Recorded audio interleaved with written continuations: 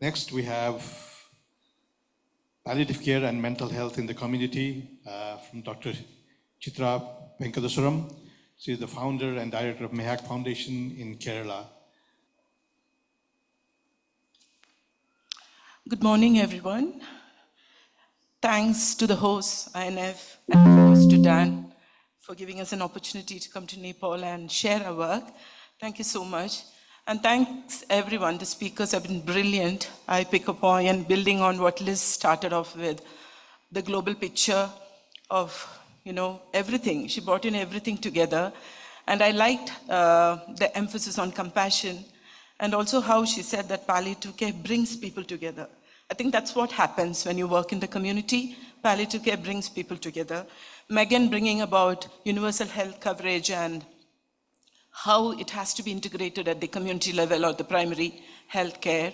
And of course, Smriti, thank you for setting the scene because you actually gave the glimpse of how Kerala's palliative care model is happening. And that actually has helped us bring in new models are emerging for specific illnesses also. And I'm going to present a emerging model for mental health care, which has emerged from palliative care in Kerala.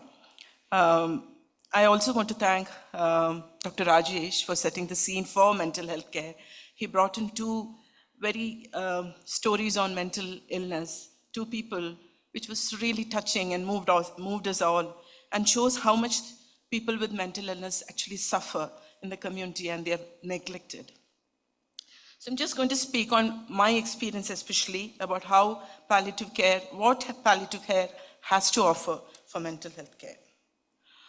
Let me share a story of George. His name has been changed and the photo is shared with permission. A 75-year-old man has been working as a cleaner on a bus, lives with his wife and two daughters married, living with their families, poor socioeconomic status. He had psychosis and then developed dementia as well.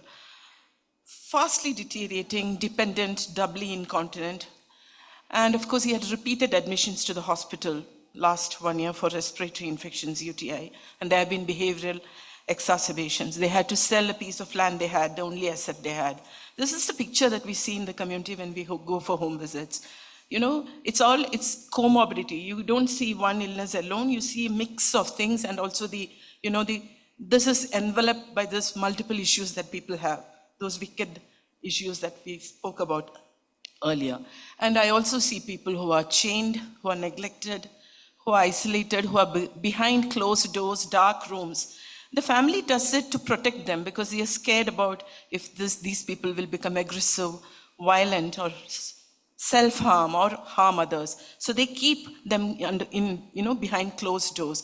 But that is actually, it gives us a glimpse of how much the suffering extends for people who have mental illness. Let me just give you a glimpse of how the mental health burden is globally. 14% of the global burden of the disease is due to neuropsychiatric disorders. And in India, the treatment gap is around 83%. And the Nepal Mental Health Survey, which was done in 2019 to 20, shows a similar picture. They say that it's only around 23% actually go for some treatment. So there is a treatment gap in Nepal too.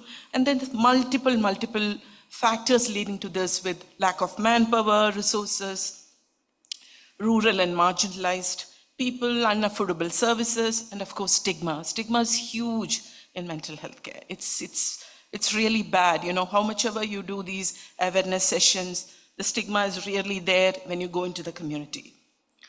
And I also, because I come from a palliative care background, I started off with Dr. Raju Gopal that Smriti mentioned in the late 1990s. So I've been working in palliative care as well. I believe that people with pre-existing mental health problems who develop a terminal illness and require end of life are possibly among the most underrepresented and deprived populations in our society. They don't have a voice. They are actually invisible. They don't get to come out and say that I have a problem, and their families also, because of the stigma, keep them away. And I think palliative care and mental health care have shared values. I think these are the two specialties which speak about person-centered practice, relationship relationship-based connectedness. We have to connect with the person if we have to provide care, and the belief in compassionate holistic care. And there is also a respect for autonomy and choice. There is a concern for quality of life, and the service models also focus on family as the core unit, valuing a democratic multidisciplinary team, need for specific values and skills for staff, and the ability to deal with and face suffering. I think that's very important. Like Smriti spoke about, the palliative care scene in Kerala is quite strong, and it's organized to ensure that every person has access to effective and quality services. There is an emphasis on community participation, so you have an enormous number of community-based people, volunteers who get trained and who take an active role in many kind of roles in delivering care. It's in the organization, looking after the person, raising funds. They do multiple roles and they help us a lot in providing care. And there is also this community model has now been integrated with the primary healthcare system. The Kerala state, it was the first state in India to bring about the Kerala palliative care policy in 2008, and it's been revised in 2019. And there is a real focus on how palliative care can be integrated at the primary level, panchayat, the municipalities, and the corporation, where the patients are identified and comprehensive care plans made through outreach programs. And then at the secondary level, that's the community health centers, and the tertiary level, that is the medical colleges or the district hospitals. So there is, a development of integration at each phase that's happening in Kerala. But then how do we integrate mental health care with palliative care to ensure no one is left behind, inspired by the theme, leave no one behind? So we work with the palliative care teams, we partner with them to deliver care at people's homes, we alleviate suffering, we provide dignity to these people, we recognize mental health disorders as chronic disorders requiring long-term care. So there is an advocacy that I bring in strongly, that mental disorders also need palliative care. And I see in global forums now that there are discussions on palliative psychiatry. The MEHEC team, we registered in 2008. It's a mental health care and research foundation. It's called the MEHEC Foundation. It's also a mental health action. We prioritize people who cannot access mental health services, and we aim to strengthen services and healthcare systems and improve community participation. And what do we provide? We provide mental health care, good quality psychosocial care. We do capacity building. We do awareness workshops. We do a bit of research we have started doing, and we do a bit of rehab also. And this is by a multidisciplinary team with no hierarchy.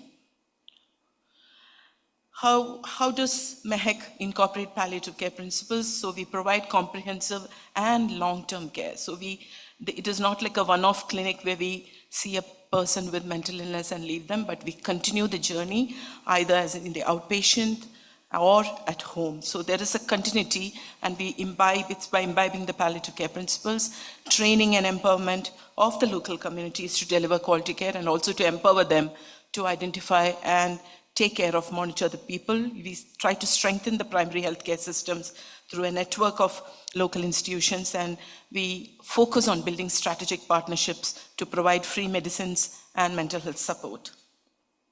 So it's again imbibing palliative care principles, quite similar to what Smriti had shared. And the focus is not on the symptoms alone, but improving the quality of life and focusing on the dignity while they're dying, as also long-term holistic approach, person-centered care, inclusion of family, and a multidisciplinary team. You can see many pictures of us doing home visits and seeing it's a team chatting with people with mental illness.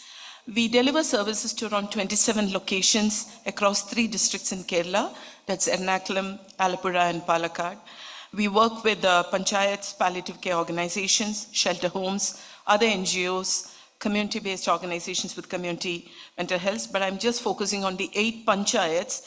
The list is of the panchayats alone because that's where we integrate with the primary healthcare system, because every panchayat has a PHC or a primary healthcare system. So we get through the panchayat, have a project, and then we have this partnership with the primary healthcare system and work with them to provide the services. And every panchayat in Kerala has a basic palliative care team of an auxiliary nurse, and the ASHA workers, that is accredited social health activists, part of the National Health Mission, is trained in palliative care.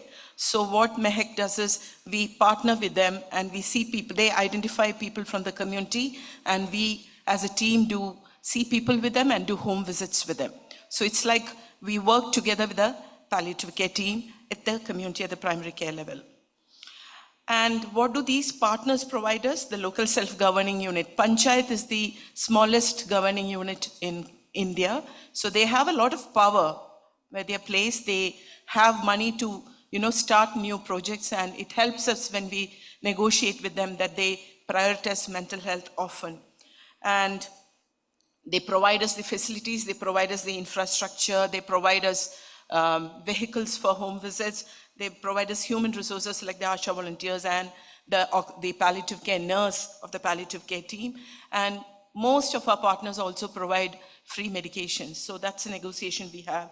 And when there is a gap in the medication provided by the panchayats, MEHEC steps in and fills in the gap. So the person with mental illness doesn't have any shortage of medications. So that we assure that happens. And the team, MEHEC team, has social workers and psychologists. So we also build up the primary mental health care with additional psychosocial interventions, psychotherapy, and the medications for the psychiatric illness. So we have outpatient clinics, we have home visits, we do tele-follow-up, just like Dr. Rajesh said, very important. We learned that during COVID actually, that actually holds you together. And we run a lot of caregiver support groups. And if you look at the last year, like 2023 to 24, we have done around more than 2,040 home care visits, around 88 caregiver support groups, close to 4,000 tele-follow-ups, and 158 clinic days. Lot of capacity building, especially for the primary healthcare staff and the non-specialist community health workers to recognize mental health disorders based on the WHO model of task sharing. Awareness through the community for members of local self-governments, community workers, volunteers, students, parents, the corporates who help us do some work. So we keep doing this regularly along with the clinical work. I'm not going to talk too much about the rehabilitation. We follow a similar model like Pallium India in terms of rehabilitating people, but I would like to speak just about one project we have started recently called the Home Again project. This is for people with mental health conditions but face homelessness. So often we see people wandering on the street and they do not have a home. So Home Again is a project where we build inclusive living options and mental health friendly communities as a response to prolonged segregation of individuals in institutions. So we bring people who do not have families or wandering, we bring them, we identify a home in the community that we work with, we employ people from the same community as personal caretakers of these people, and around 5 or 6 people with mental illness stay in that home and live as a family. So we facilitate them to live as trying to normalize as much as possible, and that's why we call it as Home Again. So they have the opportunity to go out, to work, to go for movies, to go to the temple or church, to go to pray, go attend social events. So we try to bring them back to a normalcy and integrate them with the society. So this is a new project that we are trying, and what we are planning next is that we would probably mix people together with various illnesses. Not only mental illness, but other chronic illnesses also, so that there is integration at that level also for homelessness. We started a new research program, and Dan, it just, when you were presenting about the Sunita's research project yesterday, I was thinking that we are doing almost a similar kind of research program. We are looking at how we can determine the role of community engagement in designing mental health care models at local self-governance level. We are doing this with a fund from the Indian Council of Medical Research, and we are looking at one panchayat and looking at how we can, we look into the community and how their feedback helps us to improvise the model that we are looking at. So we do with, the community becomes a stakeholder in this research. So they are an active participant with, participatory PRA methods, and it's a qualitative research program.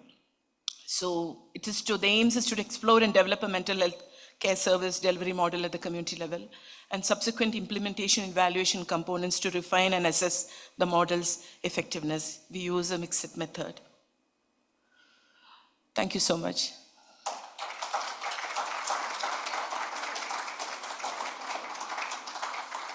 Thank you, Dr. Chitra, for sharing your experience and again, the great work. I think integrating palliative care and mental health is a very interesting and I think a new approach.